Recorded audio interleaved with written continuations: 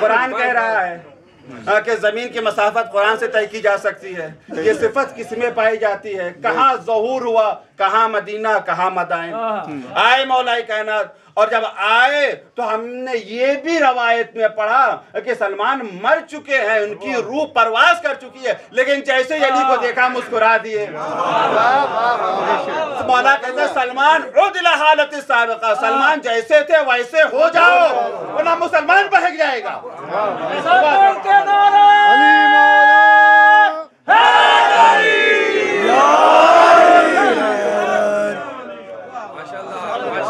مولا کہہ رہے ہیں کہ قرآن اس میں عجائب پائے جاتے ہیں. بھائی عجائب ہے تو اس کا مظہر بھی تو کوئی ہوگا. کل ما بہ الموتى، قرآن کا ایک عجائب یہ، ایک معجزہ یہ کہ مردے سے گفتگو ہو سکتی ہے. ہمیں تاریخ میں ہم دو مظہر، ایک مظہر جب بدر سے واپس آ رہے تھے پیغمبر، جب بدر ختم ہو گئی، جنگ بدر ختم، کفار قریش کے جنازوں کو پیغمبر نے گڈھے میں ڈلوا دیا، اور جب ادھر سے گزر ہوا یا کفار نے ڈال دیا جو بھی، حالانکہ انہوں تو نہیں ڈالا ہوگا، وہ تو سب بھاگ گئے تھے.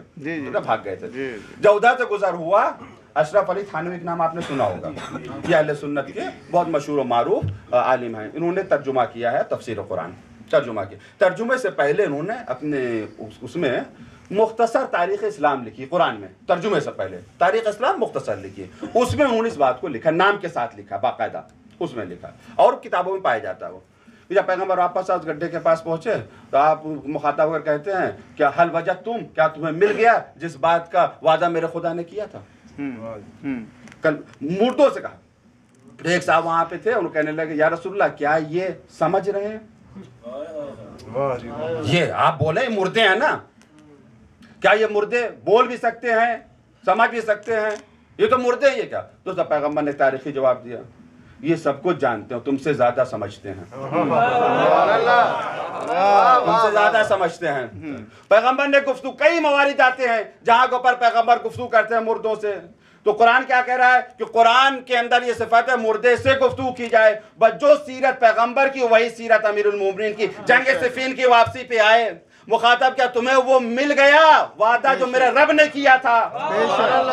کردار سے کردار ملاؤ، رفتار سے رفتار ملاؤ، سورت سے سورت، سیرت سے سیرت، تب معلوم ہوگا جانشین کون ہے. صلوات محمد و آل محمد.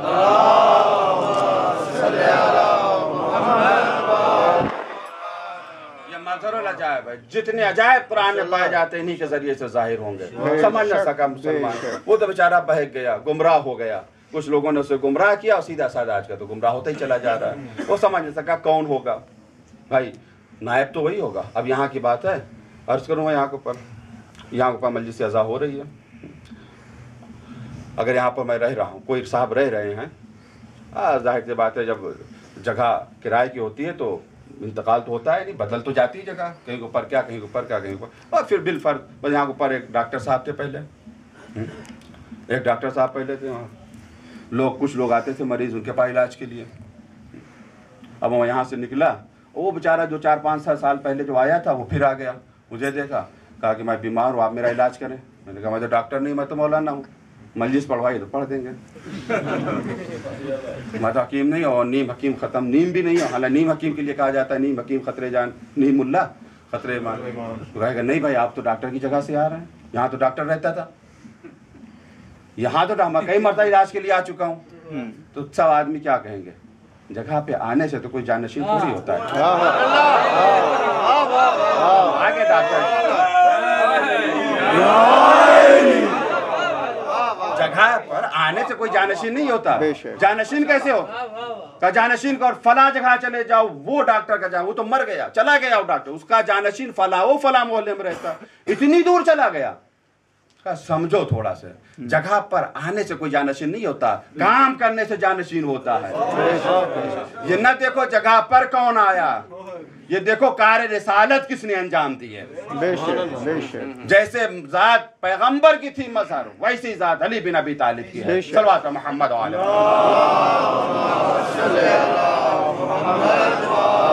محمد. قرآن عجائب کا مظہر ہے، اور ایسا عجائب کا مظہر ہے خدا کی قسم.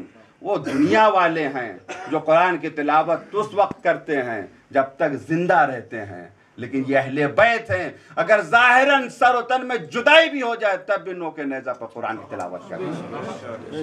بڑا مرتبہ ہے ان کا، قرآن اہل بیت کبھی چھوٹ نہیں سکتے ہیں، اور یہ کربلا والوں نے بتایا کہ ہم کبھی نہیں چھوٹیں گے۔ حملہ ہو گیا تھا شب عاشور، حملہ ہو گیا تھا، امام حسین نے کہا نہیں مہلت لو، ایک شب کی مہلت۔ کیوں؟ پتہ ہے کہ ہمیں قرآن سے کتنا عشق ہے، نماز سے کتنا لگاؤ، یہ ہے قرآن کی محبت۔ ابھی آپ نے بچپن کے دوست جناب حبیب بن مظاہر کا تذکرہ سنا اس سے قبل کی مجلس میں۔ جناب حبیب بن مظاہر کی ایک صفت تھی، وہ کیا کہ حافظ کل قرآن تھے۔ بعض روایتوں میں ملتا ہے کہ پوری رات میں پورا قرآن ختم کرتے تھے۔ امام حسین کے ساتھ جو کربلا میں تھا کوئی عام انسان نہیں تھا، اس زمانے کے انسان کامل تھے جو کربلا میں آئے تھے، عام انسان کو لے کر نہیں آئے تھے امام حسین کربلا۔ بس عزیزو آپ آمادہ ہو گئے پرسہ دینے کے لیے۔ یہ محرم کے ایام اتنی تیزی سے گزر جاتے ہیں، یہ عزادار کے دل کی تمنا اور بھڑاس آنسو کے ذریعے نکل نہیں پاتے۔ خدا ان آوازوں پر رحمت نازل کرے، ان آنسوں کو قبول کرے۔ قیامت میں ہر آنکھ روئے گی مگر وہ آنکھ نہیں جس نے حسین کی مظلومیت پر گر جاتی۔ ایک واقعہ میں نے پڑھا کہ روایت میں نے پڑھی، عجیب و غریب ہے۔ قبر میں امام علی بھی آتے ہیں، روایات میں کہ قبر میں مولا کائنات آتے ہیں۔ ایک مومن کا انتقال ہوا، امام علی فرشتے سوال جواب کرتے قبر میں، من ربو کا، لیکن حالت یہ ہوتی ہے قبر میں کہ وحشت سے، گھبراہٹ سے، خوف سے سب کچھ بھول جاتا ہے۔ وہ خوف، قبر کا عالم، تنہائی قبر کی تنہائی، پریشان، کیا جواب دیں؟ مولا کائنات ہے، قل کہو، لا تخاف، نہ کہو، اللہ جل جلالہ ربی، اس نے دہرایا۔ تلقین کون کرے؟ مولا۔ پھر ماں کتابوں کا، تمہاری کتاب کیا ہے؟ تو مولا کہتے ہیں کہو قرآن ہماری کتاب ہے۔ فرشتے کہتے ہیں قبلہ تمہارا کیا؟ کعبہ میرا قبلہ۔ نبی تمہارا کیا؟ پھر امام تمہارا کون؟ کہہ دو علی بن ابی طالب امامی، نے کہا علی بن ابی طالب امام۔ دوسرا امام کو، امام نے کہا کہو حسن بن علی امام، اس نے کہا حسن بن امام۔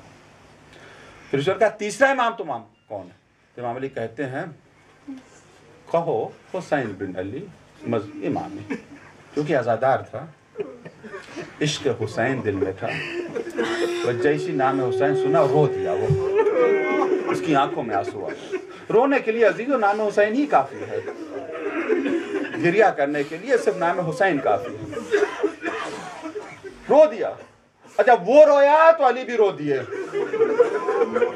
عزادار کو جب روتا ہوا دیکھا تو اب عزیز آپ خود تصور کریں، زمانے کے امام جب دیکھتا ہوگا عزاداروں کو تو اور گریہ کرتا ہوگا۔ سیدہ حسین کی دکھیاری ماں جب اپنے عزاداروں کو دیکھتی ہوں گی تو اور گریہ کرتی ہوں گی۔ آج کو اللہ بس عزیزو آج آپ کو پرسہ دینا ہے، اصحاب حسین کا پرسہ دینا ہے۔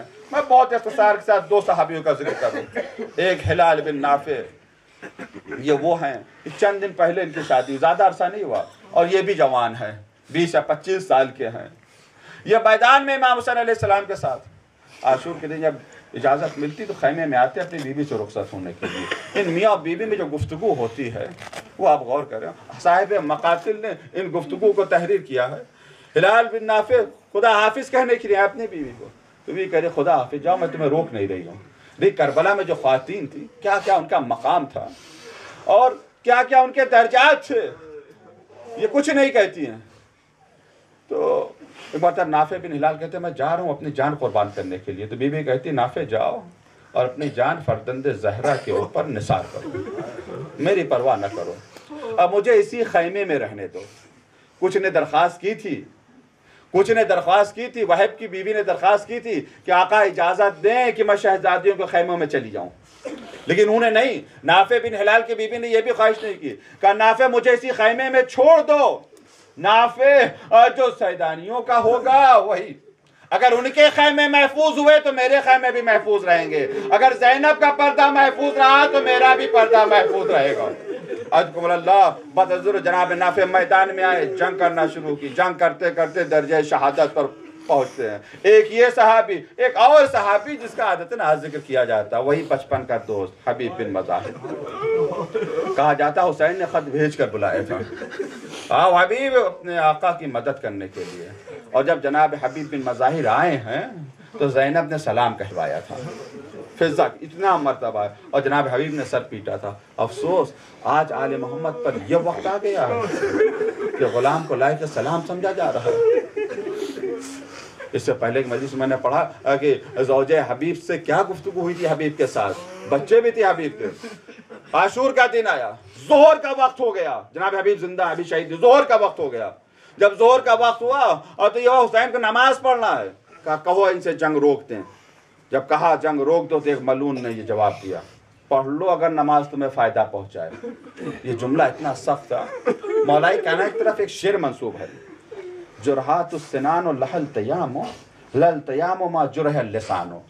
تلوار اور نیزے کا زخم بھر جاتا ہے لیکن زبان کا دیا ہوا زخم نہیں بھرتا. بس جیسے ہی اس نے کہا پڑھ لو اگر نماز تمہیں فائدہ دے, ایک دم سے حبیب بن مظاہر کا تیور بدل جاتے ہیں. وہ ملعون کیا کہہ رہا ہے, یہ فرزند زہرا ہے. اس کے بعد امام کی طرف متوجہ ہو کے کہتے ہیں آقا اب اجازت دیں, اب جنت میں آپ کے جد کے پیچھے نماز پڑھوں گا, اب مجھے آپ اجازت. اے حبیب برداشت نہ کر سکے. یہ ایسا جملہ تھا جس نے حبیب کے دل کو پارا پارا کر دیا. حبیب میدان میں آئے, جنگ کرنا شروع کی. جنگ کرتے کرتے حبیب زخمی ہو جاتے ہیں, شہید ہو جاتے ہیں. ایک شخص آگے بڑھا اور آگے بڑھنے کے بعد اس نے جناب حبیب کے سر و تن میں جدائی کر دی. اور اس کے بعد دو لوگوں میں جھگڑا ہونے لگا. ایک کہنے لگا میں قاتل ہوں, دوسرا کہنا میں قاتل ہوں. ایک نے کہا مجھے انعام نہیں چاہیے, ابن زیاد سے تو انعام لینا, بس مجھے اتنی مہلت دے, اتنی اجازت دے کہ میں اس سر کو گھوڑے کی گردن میں باندھوں اور لشکر والوں کو دکھا دوں تاکہ کوفے والوں کو معلوم ہو جائے کہ حبیب کا قاتل میں ہوں. کیسے سنگ دل تھے عزیزو, یہ حبیب کا پہلا سر تھا جو سب سے پہلے گھوڑے کی گردن میں باندھا گیا. اس ملعون نے گھوڑے کی گردن میں باندھا, لشکر میں اس نے چکر لگایا. ارے حسین نے اگر دیکھا ہوگا کیا دل پر گزری ہوگی. حبیب کا سر پھر کوفے آیا. جب کوفے حبیب کا سر پہنچا تو تاریخ میں ملتا ہے ایک چھوٹا سا لڑکا سر کے پیچھے چلا جا رہا ہے. جس کے پاس سر ہے اس نے کہا میں نے دیکھا ایک لڑکا سر کے پیچھے چلا رہا ہے. میں نے پہلے تو توجہ نہ دی, لیکن جب وہ بار بار غور سے سر کو دیکھ رہا ہے, آپ سمجھئے یہ لڑکا کون ہے. یہ حبیب کا لڑکا قاسم ہے. یہ کم سن لڑکا دھیرے دھیرے چلا رہا سر کے پیچھے. مرتا یہ نیزہ بردار کہتا تم کون ہو, تم کون ہو, کیوں میرے پیچھے آ رہے ہو. تو لڑکا کہتا جس کا سر تیرے پاس ہے میں اسی کا بیٹا ہوں, مجھے سر دے دے میں دفن کرنا چاہتا ہوں. ارے میں اس کا وارث ہوں, جس کا وارث زندہ ہو اس کے بابا کا سر پھر آیا جائے. ہائے رے سید سجاد, ارے جب بابا کے سر کو دیکھتے تھے, اے بابا بیٹے کو معاف کرنا, اے بابا بیمار بیٹا زندہ ہے تمہیں دفن